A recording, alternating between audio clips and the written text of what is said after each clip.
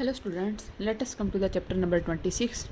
Students, in previous chapters we see that George's family has to struggle a lot of to get work, and they leave their previous camp and they take shelter in a government camp. There are many facilities, but after spending a month at the government camp at Weedpatch, ये place का name है the Joads have no work, उनको कोई काम नहीं मिलता, and they are almost out of food. माँ insist that they have a meeting, जो उनकी फैमिली मीटिंग होती है, and they to discuss the situation, what will they do further. And Pa hates to leave the camp, but Ma observes irony. Pa उस camp को छोड़ना नहीं चाहते हैं, परंतु माँ है आयरोनिकली तरीके से कहती है कि उस कैंप की नाइसनेस को वो दे कांट ईट नाइसनेस. कहते हैं हाँ, नो डाउट कैंप अच्छा है, परंतु खाने के लिए नाइसनेस जरूरी नहीं है, खाने के लिए उनको फूड चाहिए क्योंकि वहाँ उनको काम नहीं मिल रहा है. Moreover, Winfield is sick and Rose of Sharon is almost due to have her baby. They must move out to seek work elsewhere. It is finally decided that they will leave in the morning. Everyone begins to prepare for their departure. वो decide कर लेते हैं कि वो इस place को छोड़ देंगे. Meanwhile, all calls on girlfriend to say goodbye. The girl annoyed at the news. She suggests that they should marry. When all learns that she is not pregnant, he trips her.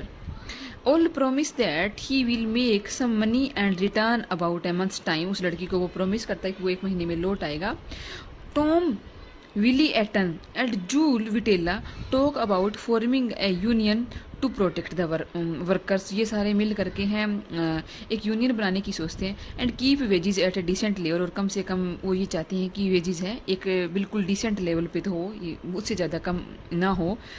Pa and uncle John use the flush toilet one last time and Uncle John confesses that he is doing some sinful thinking. क्योंकि उन्होंने कभी भी flush वाले toilet use नहीं किए थे और government camp में वो लास्ट टाइम उसको यूज़ करते हैं क्योंकि इसके बाद उनको छोड़ के जाना है. Pa finds such sinful commendable in that it is a whole hell of a lot cheaper. पूरी तरीके से एक हेल की तरह है पूरा का पूरा world. It is still dark. Ma rouses everyone. They eat some cold biscuits, load their luggage and leave. Heading towards Bakersfield, इस place की तरफ जा रहे हैं वो. The truck has a flat tire. उसके टायर घिस चुके हैं. And while they are repairing it, a pleasant looking man drives up. उनको सामने से मिलता है and tells them that there is a work 40 miles north at the Hooper Ranch. Hooper Ranch पे वहीं कोई काम है. The man asks the Jodes whether they know of other people, क्या वो दूसरे लोगों को भी जानते हैं जिनको काम की तलाश है. Tom direct him to Weedpatch camp, Weedpatch के कैंप की तरफ है, खुद को डायरेक्ट करता है. Ma begins making unrealistic plans again, hoping for a little house and a steady supply of food, कि कम से कम उनको भोजन मिल सके और उनका एक छोटा सा घर हो. When they arrive at the ranch, they are escorted by, अब उनको 40 पुलिसमैन है वो हिरासत में ले लेते हैं जो मोटरसाइकिल पे होते हैं. And past a crowd of jeering, और वो गुजरते हैं एक फनी मेकिंग, जो मेक फन ऑफ मजाक उड़ाते हुए और फिस्ट वेविंग और मुक्के लहराते हुए लोगों के ग्रुप से गुजरते हैं. टू ऐसे भी फ्रूट पिकर्स कैंप, एक बिल्कुल ही पुअर से फ्रूट पिकर्स के कैंप में गुजरते हैं. सून द जोड्स आर बिगी, और जल्दी ही हम देखते हैं कि जोड्स हैं वो पीचीज के पैकिंग के काम में लग जाते हैं. उनके लिए उनको पर बॉक्स 5 सेंट्स मिलते हैं. अब वार्निंग देने के बावजूद भी टॉम है सारे काम बहुत ही हरीडली करता है. वो एक बॉक्स को पैक करने का काम करता है और अपनी बकेट से जल्दी ही जो पीच है वो उस बॉक्स में डंप करता है, जिसके कारण हर एक जो पीच है उसको एक ब्रूइज हो जाता है, उसको चोट पहुंचती है या वो ख़राब हो जाता है. एंड जब वो क्रेडिट लेने जाता है या अपना जो माल है वो पैक करके सप्लाई करने जाता है तो उसका माल को रिफ्यूज़ कर दिया जाता है due of damaged fruit. He goes back into the orchard and tells his family that the fruit will not be accepted and this time they all have to start over again, only working much more slowly. धीरे धीरे करके उनको pack करना होगा ताकि कोई भी fruit खराब ना हो. Soon the entire family except Rose of Sharon is picking in the orchard and by nightfall they have earned $1.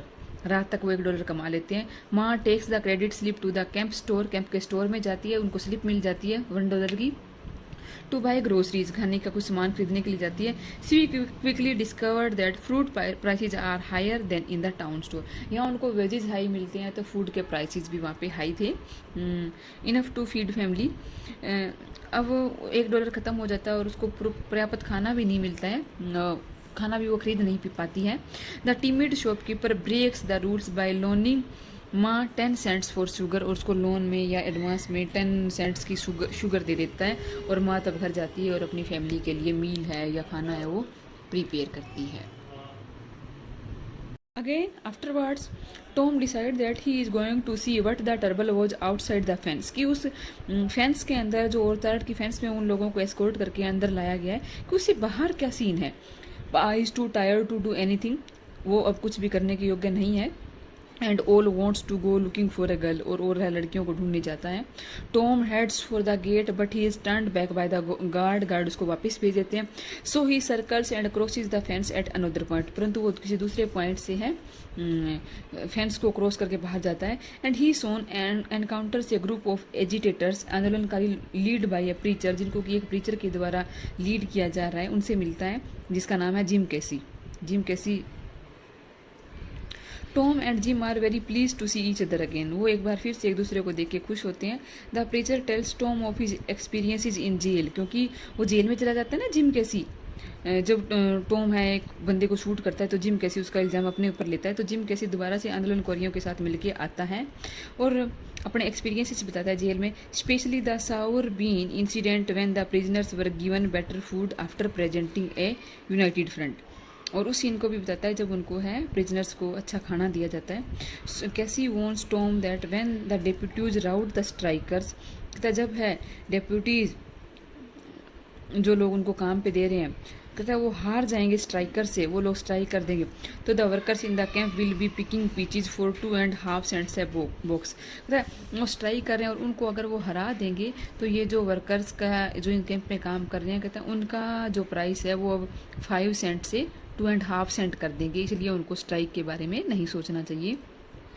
Tom doesn't feel that warning the people will do any good, और Tom भी उस warning को ज़्यादा महसूस नहीं करता, क्योंकि वो जानता है कि लोगों को खाना चाहिए।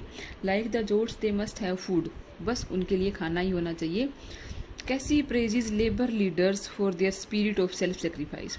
Suddenly they hear man approaching, कुछ लोगों के आने की साउंड आती है। And they realise that deputies are after him, क्योंकि वो लोग उसके पीछे हैं। They try to escape but Jim and Tom are stopped, परंतु जिम, कैसी और टॉम रुक जाते हैं।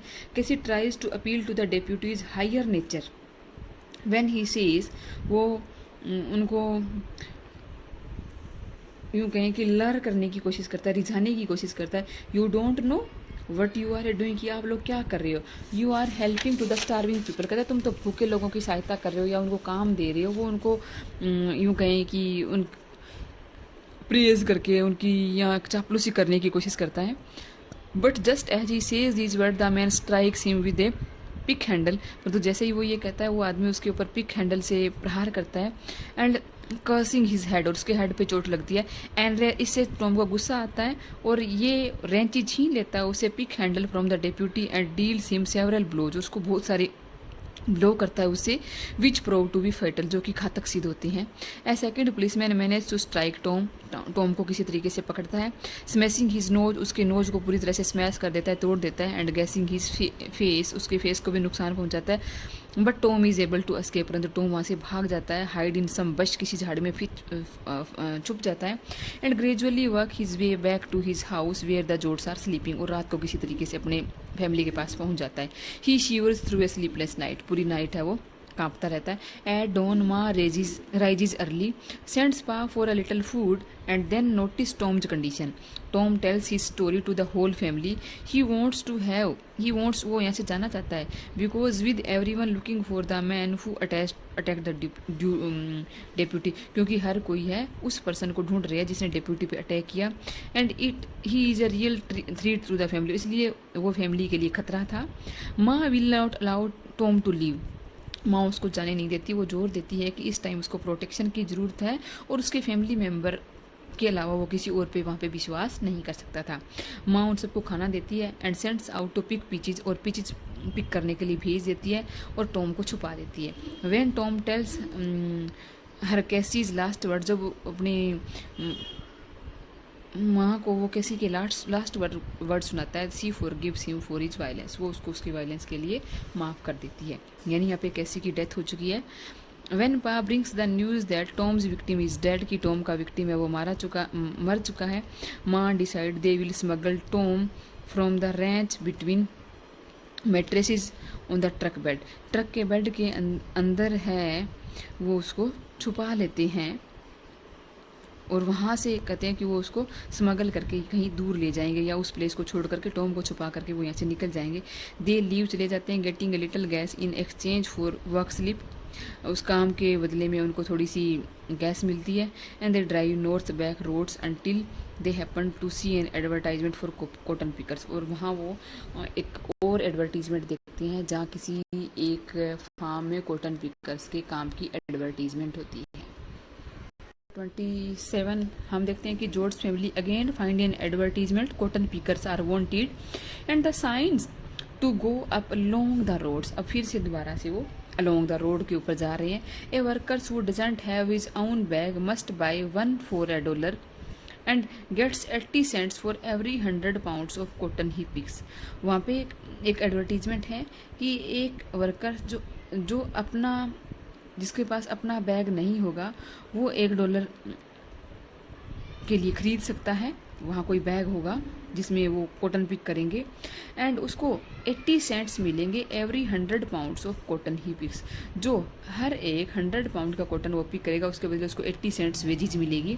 And he must keep a record each time, हर टाइम उसको रिकॉर्ड करना होगा। He has his sack weight, उसकी जो सैक है बोरी को वे किया जाएगा, तोला जाएगा। And he is likely to be cheated, और हो सकता है कि उसको वहाँ पे चीट किया जा सके। To balance the crooked scales he slips a few rocks and clothes into each load. Again, there are too many workers and a field which would have provided steady work for 50 workers is swarmed over by 500। और जब वो वहाँ पहुँचते हैं तो देखते हैं कि वहाँ पे भी बहुत सारे वर्कर्स होते हैं, जो काम होता है वो 50 वर्कर्स का होता है, परंतु वहाँ पे 500 से ज़्यादा वर्कर्स होते हैं, इसलिए वो काम भी जल्दी ही ख़त्म हो जाएगा जहाँ पे जो कॉटन पिकिंग का जो काम कर रहे हैं। And whole families work all day for a few pounds of side meat and the winter is coming, और दूसरी तरफ विंटर का सीज़न भी आने वाला होता है। तो इस चैप्टर में भी हम देखते हैं कि जॉर्ज फैमिली को बार बार भटकना पड़ रहा है काम के लिए, और हर जगह है उनको डिसअपॉइंटमेंट ही मिलती है क्योंकि हर जगह वर्कर्स की ओवर क्राउडेड है तो काम जल्दी ही ख़त्म हो जाता है। इवन कहता है उनकी सिचुएशन ऐसी थी कि even the farmer pay half a decent wage there is only a sharp respite from hunger, तो उनके लिए ये भी ठीक था क्योंकि कम से कम भूख मरने से तो अच्छा है कि कम से कम उनको हाफ डिसेंट $1 तो मिल जाए जिससे वो एटलीस्ट खाने के लिए कुछ खरीद सकें। In chapter number 28 we see that 12 boxes can stand end to end, एक दूसरे के पास एक झरने के पास रखे हुए हैं। The George R living in one end of A car में ही रह रहे हैं वो। And it is nicer than anything since the government camp से उनको ठीक लग रहा है गवर्नमेंट कैंप के बाद से। And the Wainwrights live at another end beyond the piece of a curtain, और उसी में वेन राइट्स ये भी एक फैमिली का नेम है जो एक कर्टन के द्वारा उनके जो यूँ कहें कि कैंप को डिवाइड किया गया था। One Saturday the Joads drive into Tulare and buy a tin stove, tin का स्टोव खरीदते हैं। And now new overalls for man, आदमी के लिए नए कपड़े यानी चोगे टाइप के कपड़े, एंड ए ड्रेस फॉर माँ, और माँ के लिए एक ड्रेस खरीदते हैं। In the evening they go to the cross road store and compare notes with the other cotton pickers, और अदर कॉटन कीपर के साथ अपने नोट्स को कंपेयर करते हैं। Ma buys meat and milk for Rose of Sharon, she lets Pa buy a can of syrup for hot cakes. Rudy and Winfield get a large box of cracker jacks each because Pa says that they had worked hard all day. Back at camp, Ma is cooking supper when Winfield rushes in to tell her that Ruthie has told about Tom in a childish argument. जब रूदी उसको बताती है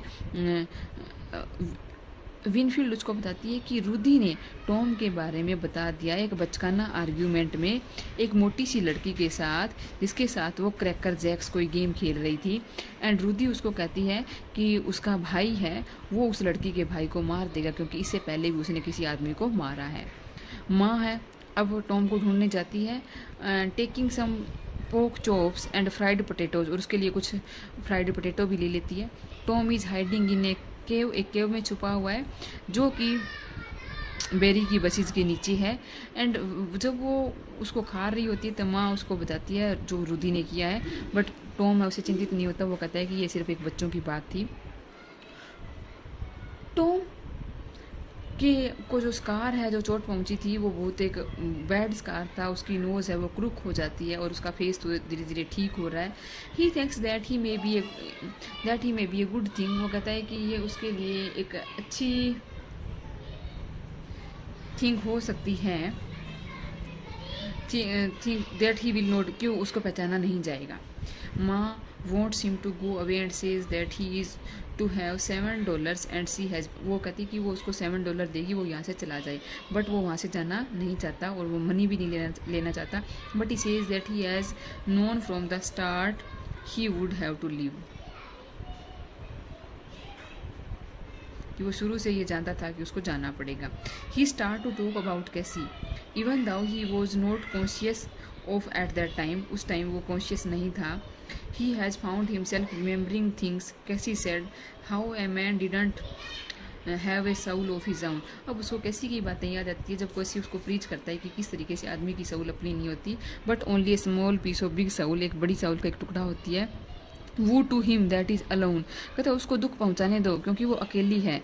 and when he false, जब वो गिरेगा, he hath another to help him, तो उसको दूसरी साउल है या कोई दूसरा उसको हेल्प करने के लिए आ जाएगा। Tom says that most preaching is about the poor, सारी की सारी प्रीचिंग थी उसकी कैसी कि वो गरीब लोगों के बारे में थी। But remembering the government camp where they help themselves, जब उन्होंने एक दूसरे की सहायता की। And each other and settled disputes without the need for the hated police, और बिना पुलिस की सहायता के उन्होंने है सारे के सारे झगड़ों को है मिटाया था। And he would like to try the same thing again, वो चीज़ें वो फिर से ट्राई करना चाहता है, यानी कैसी की बात है उसको फिर से याद आती है। क्या कहता है Casy, wherever there is a fight so hungry people can eat, तो हंग्री पीपल खा सकते हैं। आई विल बी देयर, मैं वही हूँगा। Wherever there is a cop beating up a guy, और जहाँ भी एक कोप एक पुलिस वाला किसी गाय को पीटेगा, ही विल बी देयर, तो वह वहाँ होगा। He will be in the way guys yell when they are mad and, और कहता है वो उन गाइज के लिए भी रास्ता बनाएगा जो अकेले होंगे। And I will be in the way kids laugh, जिस तरीके से बच्चे हंसेंगे वहाँ पे भी गॉड होता है, यानी उसको एक क्राइस्ट की फिगर की तरह रिप्रेजेंट किया गया है यहाँ पे कैसी को।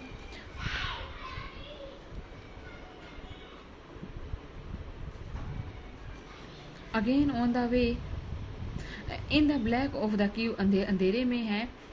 टॉम एग्रीज टू, टॉम है वो माँ से मनी लेने को तैयार हो जाता है और वहाँ से जाने के लिए एग्री हो जाता है। ही गाइड्स हिज मदर आउट, वो अपनी माँ को बाहर निकलने में हेल्प करता है। एंड ऑल दो हर आइज आर वेट, यद्यपि उसकी आंखों में आंसू है, बट सी डजंट क्राई, परंतु वो रोती नहीं है।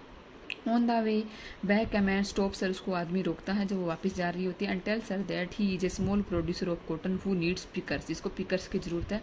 After asking about the wages, Ma agrees that the family will be long early in the morning, की अलोंग की सुबह अर्ली मॉर्निंग में उनके पास पहुंच जाएगी। Back at the camp she invites the Wainwright to come too, तो Wainwrights को भी इनवाइट करती कि उसके साथ आएँ। Mr Wainwright is worried about Aggie, अपनी बेटी जो उसकी बेटी है उसके बारे में वो वरीड है। Who is out with Al every night, जो कि हर रात को ओल के साथ जाती है। Both families understand the situation को समझ जाते हैं। एंड माँ सेज दैट इधर सी और Pa will speak to all. She tells Pa and uncle John that she found Tom and sent him away, कहती है कि उसे टॉम मिला था और उसने उसे दूर भेज दिया है। माँ essentially is becoming the head of the family, यहाँ हम देखते हैं कि माँ अब फैमिली की हेड बन चुकी है। पा नो लॉन्गर केयर्स मच, पा किसी चीज़ की परवाह नहीं करते हैं। बट फाइंड्स इट फनी, उसको फनी मानते हैं। Women taking over the family, इस बात को कि वीमेन है फैमिली को संभाल रही है। Women, Ma tells him got all her life in her arms, कहते उसने अपनी पूरी लाइफ में अपने बेटे को अपनी बाजू में रखा। Man can got it all in his head, आदमी या केवल इस बातों को अपने दिमाग में रखते हैं, परंतु उन्होंने रियल में अपने बच्चों को रियल या पालन पोषण नहीं किया है। Man need things like farms and work but for woman life is like a river, परंतु आदमी औरत के लिए लाइफ एक रिवर की तरह है। People is going on changing a little may be but going right on, परंतु वो रियली बिल्कुल या राइट थिंग्स को वो फॉलो करती हैं एक रिवर की तरह। All comes and announce that he and Aggie want to married. He is surprised when Ma tells him how happy they are. माँ बताती कि वो भी खुश हैं, but asks him to stay until spring because they need him, क्योंकि उन्हें उसकी ज़रूरत है। माँ puts on some coffee and starts to make pancake banana start करती है। Mrs. Wainwright brings some sugar and the both families have a celebration. Rose of Sharon leaves the party and walks towards the stream and the trail, जो छोटी नदी उनके साथ बह रही होती है वहाँ पे जाती है। She hides deep in the bushes and the next morning she insists on going to pick cotton, और अगली मॉर्निंग को वो जोर देती है कि वो भी है कॉटन पिक करने के लिए जाएगी। चैप्टर नंबर 28 हम देखते हैं कि दे सेट ऑफ अर्ली, वो कॉटन पिकिंग में जाते हैं और there are only 20 acres to be picked and they want the work, वहाँ पर केवल 20 एकड़ ही होते हैं काम करने के लिए, परंतु उनको काम चाहिए था। When they got there are not the first, वो पहले नहीं होते हैं। The owner signs them by the name against the list which he will later tally when they have picked, क्योंकि वहाँ पे और वर्कर्स भी काम कर रहे थे, तो ओनर्स कहता है कि जो सारा काम कर लेंगे तो वो उनको साइन कर देगा। A line of pickers move out across the field by 11 the work is done, और 11 बजे तक सारा काम खत्म हो जाता है। Disconsolately the pickers cluster back to the barnyard to paid their meagre prices, अब वो देखो थोड़ा थोड़ा काम किया तो थोड़े थोड़े प्राइसेज लेने के लिए वो सारे के सारे इकट्ठे हो जाते हैं। All drive back but Rose of Sharon start to shiver violently, the baby is not due but she is not well, परंतु उसकी तबीयत ठीक नहीं है। They put her feet in hot water, rub them and Mrs. Wainwright offers pain killers and salts उसको offer करती है। It start to rain, बारिश आ जाती है। The man have been gathering wood, लकड़ी इकट्ठा करते हैं। Ma sends them again and again for more, और ज़्यादा लकड़ियाँ लाने के लिए उनको भेजती है। She finally lets them stop for dry overalls and hot coffee, उनको रोक लेती है। Evening comes early as the families huddle together in a boxcar, जो बॉक्स तरीके की कार होती है जिसके अंदर वो रह रही हैं, जो उस ट्रक में अपने हडसन में। Listening to the rain pouring down off the roof, वो सुनते हैं कि अब बारिश अब आनी स्टार्ट हो जाती है। और इन चैप्टर नंबर 29 हम देखते हैं कि बड़े बड़े क्लाउड्स आते हैं। The rain begins slowly, at first शुरू में स्लो होती है, and then steady downpour, और तब कंटिन्यूस है बारिश हो रही होती है। Gradually the creeks and the rivers flow over their banks, अब जल्दी ही जो छोटे छोटे झरने और नदियां हैं अपने किनारे से ऊपर होकर के बहने लग जाते हैं, यानी फ्लड का रूप ले लेते हैं। Flooding the migrates tents, migrate के टेंट को वो बहा करके ले जाते हैं। And stalling their old car, और यहाँ तक कि उनकी पुरानी कारों को भी वो स्टॉल कर रहे हैं, धकेल रहे हैं। The people move to higher ground, ऊंची ग्राउंड की तरफ जा रहे हैं। Huddling pitifully together in barns, और बिल्कुल ही पिटीफुल तरीके से दयनीय सिचुएशन से हडल सिकुड़ करके बैठे हैं अपने बार्न्स में। There is no more work and the migrates are not eligible for because they have not resided long enough in the state, अब ये जो प्लेस है माइग्रेंट्स के लिए एलिजिबल नहीं था, क्योंकि अब वहाँ पे उनके पास रहने के लिए और कोई काम उस स्टेट में नहीं बचा था। Desperate with hunger and sickness, बीमारी और हंगर से ऊपरी तरह से परेशान हुए। Frenetic man steal squawking chickens, वो कर्कश चिकन्स को चुराते हैं। And do not even bother to run when shot at, और वो इस बात की भी बोदर नहीं करते कि कब है उनको शूट किया गया, यानी पुराने से पुराना कोई चिकन, कोई मांस, उनको कोई मरा हुआ जानवर मिल जाता है तो वो उसको उठा लेते हैं, क्योंकि वो भूख से मर रहे हैं। The native citizens first pity the migrants, वहाँ के सिटीजन्स को पहले तो उन पर देह आती है। Then grow angry at them, तब वो उन पर नाराज होते हैं। एंड फाइनली फियर देम, और अंत में उनसे डरने लग जाते हैं। The sheriffs swear in more deputies, और ज़्यादा डेप्यूटी है वहाँ पे अपॉइंट करता है। When the rain finally stops the pale green grass appears, तो वहाँ पे पीली ग्रीन ग्रास अपीयर होती है। The women watch their man anxiously to see whether they have finally given up, कि अब उनको फाइनली उस प्लेस को छोड़ना होगा। They feel reassured when their man grow angry and they know that the breakup would never come so long as fear could turn to wrath, wrath, क्योंकि अब उनका फियर, डर है, वो जल्दी ही किस में प्रतीत हो जाएगा, एक रैथ, एक गुस्से, एक एंगर में प्रतीत होने वाला है। क्योंकि अब उन लोगों की हम कहें कि जो बेयर करने की जो पावर है वो ख़त्म हो चुकी है, तो जल्दी ही जो उनकी ये दयनीय सिचुएशन है वो एक रैथ में, एक एंगर में चेंज होने वाली थी। हम देखते हैं कि रेन अभी भी कंटिन्यू है। The Joads and the Wainwright became one family, वो दोनों फैमिली मिल जाती है। When Al takes down the tarpaulin separating the two families, जो कि उनके बीच में एक पर्दा लगा हुआ था वो उसको हटा करके uses it to cover the truck engine, उससे जो ट्रक के इंजन को कवर करता है। In spite of rising water, पानी का जो लेवल है वो जल्दी से जल्दी ऊपर होता जा रहा है। The families refuse to leave, family अब जाने से मना कर देती है कि उस प्लेस को नहीं छोड़ सकते।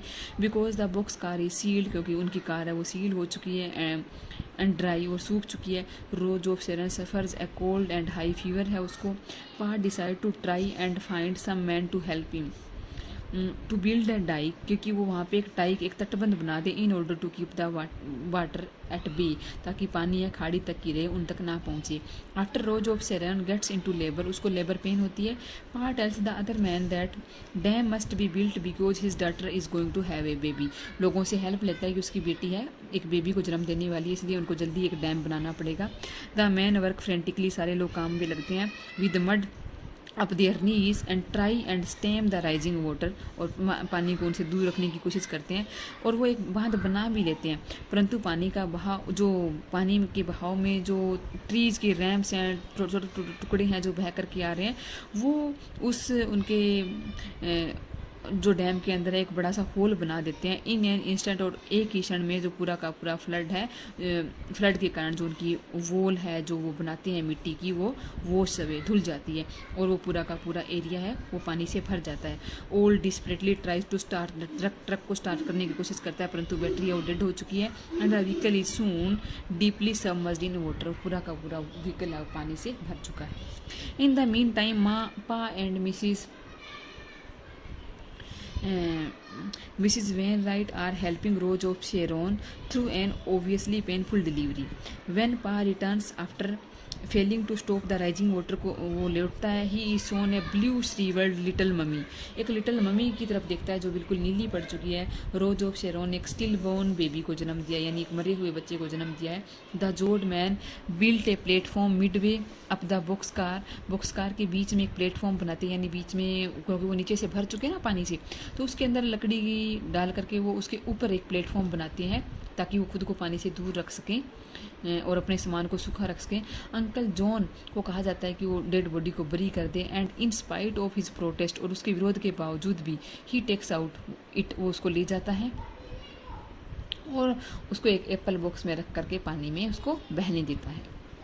On the second day of huddling on the platform, दूसरे दिन बहुत ज़्यादा हडल यानी वो सारे सिकुड़ करके उस प्लेटफॉर्म पे बैठे होते हैं। Pa wades out into the water, पानी में उतरता है, एंड रिटर्न्स विद 10 पोटैटोज के साथ लौटता है। आफ्टर दिस लास्ट मील, इस लास्ट मील के बाद, they have nothing left to eat, उनके पास कुछ भी खाने को नहीं बचा था। The next morning Ma angrily decide that it is time for the family to leave. Al says that he is staying with Aggie, वो कहता है कि वो ओगी के साथ रहेगा, but he promise to watch after their belonging, परंतु वो प्रोमिस करता है कि वो उनकी चीज़ों की भी ध्यान रखेगा। पा carries rose of Charon on his back, पा है रोज ऑफ शेरोन को अपनी बैक पे बिठा लेते हैं। Ma carries Winfield and uncle John Ruthie, and they struggle through the flood water में वो स्ट्रगल करके जाते हैं टू रीच द रोड पे पहुंचने के लिए। Once on high ground they make for a barn that looks dry, और एक बार फिर से ऊंचे ग्राउंड पे वो एक खलियान बनाते हैं जो कि उनको सूखा दिख रहा होता है। इनसाइड द बान, उन बान के अंदर, देसी एक सूखी ऊंचे प्लेस पे उनको एक सूखी जगह दिखती है, वहाँ पे वो शरण लेते हैं, क्योंकि नीचे जो ही एरिया है वहाँ पे तो पानी भरा हुआ है ना। दे सी ए मिडल एज्ड मैन, एक मिडल एज्ड के आदमी को देखते हैं, एंड हिज सन, उसके बेटे को देखते हैं। The man is close to death, आदमी है बिल्कुल मरने ही वाला है, वो भूख से मर रहा है। Having given the last of his food to his boy, क्योंकि उसके पास जो भोजन का जो लास्ट पीस बचा हुआ था वो अपने बेटे को दे देता है, और वो खुद है भूख से मर रहा है। And he will die unless he is given some liquid nourishment, और वो मर जाएगा यदि उसको थोड़ा सा भी लिक्विड में कोई पोषण या कुछ खाने को नहीं दिया जाएगा। Ma turns to Rose of Sharon, अब माँ है रोज ऑफ शेरोन की तरफ मुड़ती है। हु स्माइल्स, जो स्माइल करती है एंड सिंपली सीज और कहती है येस, हाँ वो समझ जाती है, क्योंकि रोज ऑफ शेरोन ने अभी भी एक बेबी को जन्म दिया है, तो माँ उससे एक्सपेक्ट करती है कि वो उस आदमी को ब्रेस्ट फीडिंग करा दे, ठीक है, ताकि उसकी जान बच सके। Rose of Sharon ask everyone to leave her, सबको कहती है कि वो उसको छोड़ दें, एंड द मैन अलोन, उसको आदमी को अकेला छोड़ दें। Then she lies down beside the starving man, तब उस मरे हुए आदमी के पास वो लेटती है, and gently takes his head, और उसका प्यार से उसके हेड को उठाती है, and guides it towards her full breast, और उसको अपनी फुल ब्रेस्ट की तरफ गाइड करती है। तो इस पूरे के पूरे नॉवल में हम ये एक बहुत ही पिटिएबल सिचुएशन देखते हैं कि कैसे एक लेडी ने एक एज्ड पर्सन को है अपनी ब्रेस्ट से फीड करवाया है, क्योंकि वो नहीं चाहती थी कि वो भूख से मरे, या मरते हुए पर्सन को वो है अपनी ब्रेस्ट से फीड करवाती है। तो यहाँ उस टाइम जो ग्रेट डिप्रेशन का टाइम था, आप उसकी हम यूँ कहें कि भयानकता को हम इसी सीन से अंदाज़ा लगा सकते हैं कि ये इस प्ले का कितना पिटिएबल सीन है। यहाँ Steinbeck conclusion might be a source of embarrassment to readers to delicate sensibility, and his intention is obvious. He wanted to end with a powerful symbol of human life persisting despite the hostility of social forms and to natural elements. Rose of Sharon transcends her own personal tragedy. वो अपनी tragedy को भूल जाती है, क्योंकि अभी अभी उसके बच्चे की डेथ हुई है, वो उसको भूल करके she reaches out a burst of compassion, वो दया से भर जाती है, and she knows no barrier, यानी बहुत ज़्यादा उसने दया को दिखाया यहाँ पे। और हर heroic gesture is a concrete expression of Casy's philosophy, Casy की फिलोसफी का ये एक जेस्चर है। Twice voiced by Ma when she says I will do what we got to do, मतलब वी विल डू, हम वही करेंगे जो हम कर सकते हैं, and use it to be a family use first. एंड यहाँ हम देख सकते हैं कि उसकी यहाँ जो जॉन स्टेनबेक ने है कितना हमारे सामने एक हेरोइक कंक्लूजन, या यूँ कह सकते हैं कि उस जो ग्रेट डिप्रेशन की जो भयानकता थी उसको हमारे सामने बहुत अच्छे से रिप्रेजेंट किया है, जो रोज ऑफ शेरोन के ब्रेस्ट फीडिंग के सीन के through. This is all about the grapes of Wraith.